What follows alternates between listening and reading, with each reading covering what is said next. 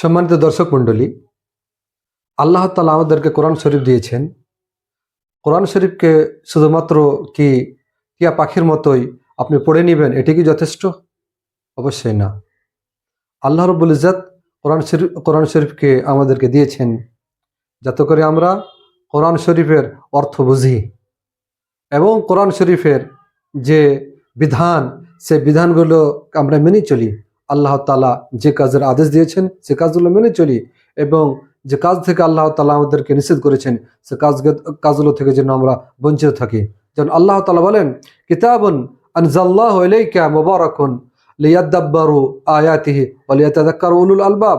অর্থাৎ আমি এই মতো কোরআন শরীফ অবতীর্ণ করলাম যেটি বরকতময়, যাতে করে এর আয়াতগুলোর উপরে মানুষ বিবেচনা করে এবং এটি থেকে যাদেরকে আল্লাহ তাআলা মাথা মস্তিষ্ক দিয়েছেন এরা যাতে করে এটি থেকে সবক শিখে, এরা দর্শ পায়।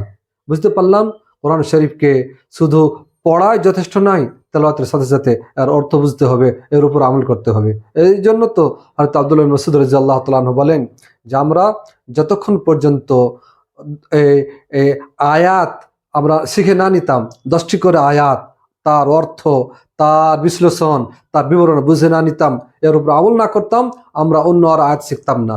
বুঝতে পারলাম যে কোরআন শরীফকে আল্লাহ তাআলা আমাদেরকে বুঝার, এর উপর আমল করার জন্য আল্লাহ তাআলা আমাদের উপর অবতীর্ণ করেছেন।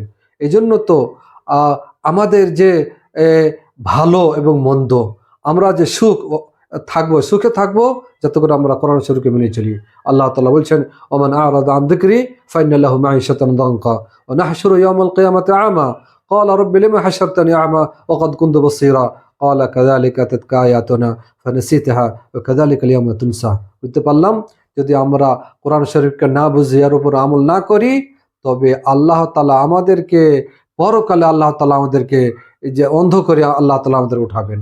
সেজন্য আমাদেরকে দরকার যেন আমরা কোরআন শরীফকে বুঝি, এর উপর আমল করি। আসসালামু আলাইকুম ওয়া রাহমাতুল্লাহ।